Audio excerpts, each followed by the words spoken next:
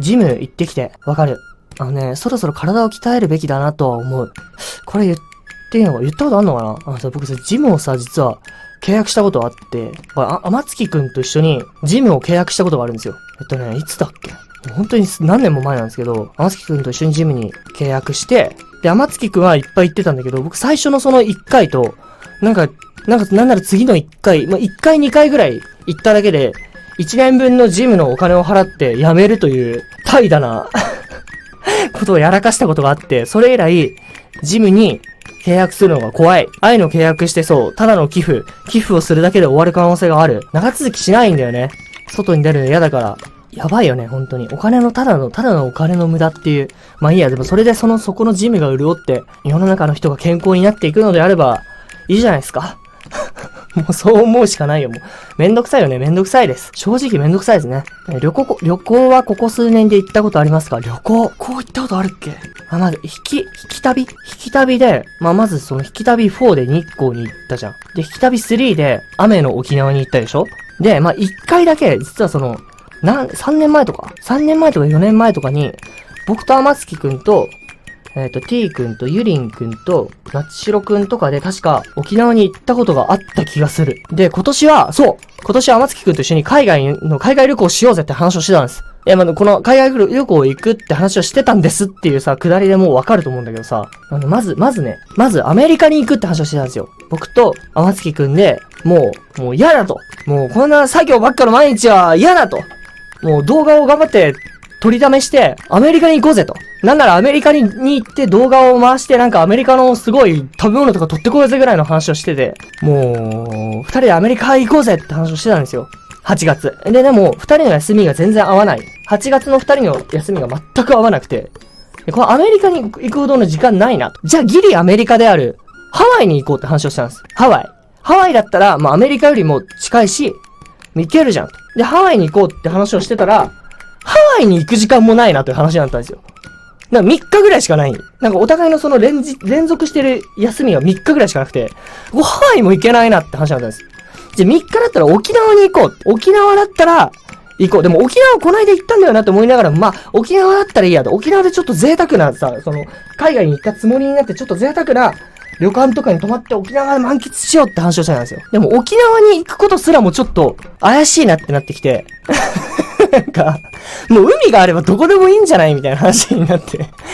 で、なったんだけど、8月、もしかして海に遊びに行くほどの時間すらもないんじゃないかみたいな話になって、もうなんか9月で良くないみたいな話になって、今その9月の旅行すらも飛びそうっていう。どうするこれ。もうさ、一人でアメリカ行ってきていいですかもう一人で行ってきていいですか僕は天月くんほど何忙しくなくて僕は暇なので、もう、いいかなもういいや、一人アメリカ行こうかな。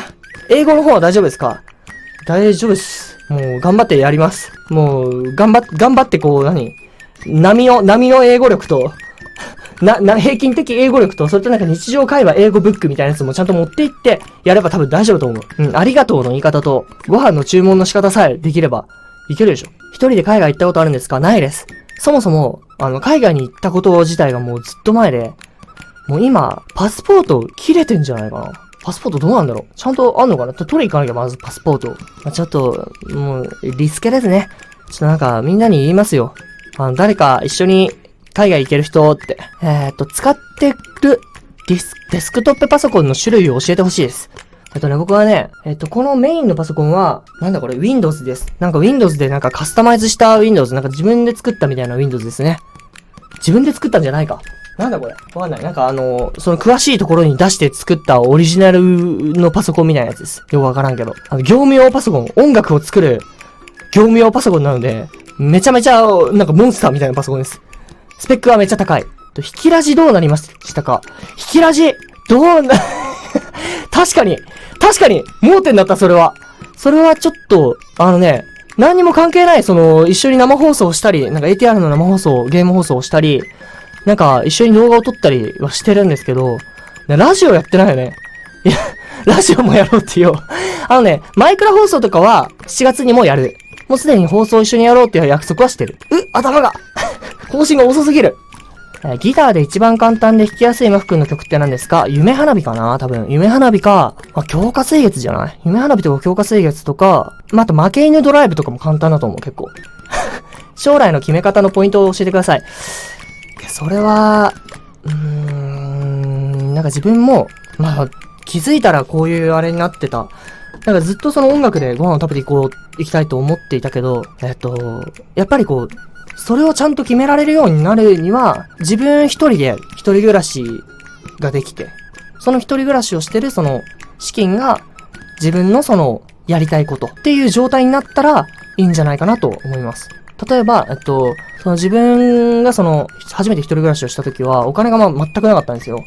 でもなんかお金がない、残金が2800円の状態で、なんか奨学金かななんかのお金で、CD を吸って、その初めて出した夢色シグナルっていう CD で、なんとか、それが売れて、それで、一人暮らしをして、お金が全然ない状態で始まって、で、その仕送りもなし、親からの仕送りもなしだったんですね。そのお金で、だから頑張って、よくわかんない、音楽のさ、もう本当になんか雑用みたいな仕事っていっぱいあるんですよ。一回こういうのやったら2000円とか3000円みたいな、雑用みたいな仕事があって、もうそれを死ぬ気でもうなんか、うわーってやって、うわーってやりながら歌ってみたを投稿してて、別になんか歌い手として別に全然人気じゃなかったから、なんか別にそこは別に何にもならなくて、うわーってやって、それで頑張って家賃を払って、で、それをひたすら繰り返して徐々に大きくなっていくみたいな。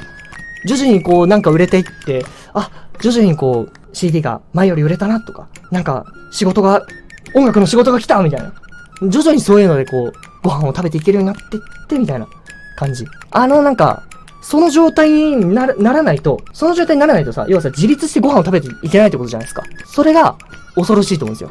例えば、今の例えば仕事だったり、学校だったり、何かを辞めた時に、その自分だけの力で、自分のご飯代と、住まいのお金を払えない。水道光熱費を払えないっていうような状態だと、そこの道に進むのがやっぱ難しいと思う。すごく。現実的な話をすると。そこのラインだと思う。逆にそれを払えるようになるのであれば、その払えるようになるぐらいの努力ができるのであればいいと思います。そこがラインかなとは思います。オルタネイトピッキングってどうやってやるんですか？これ絶対ギターやってる人の質問でしょ。あれですよ、上下にやるんですよ、上下にペペペペッと。ピッキングは、ちょっと待って。ギターのピッキングの話して誰がわかるんだ？なるべく指でやった方がいいですね。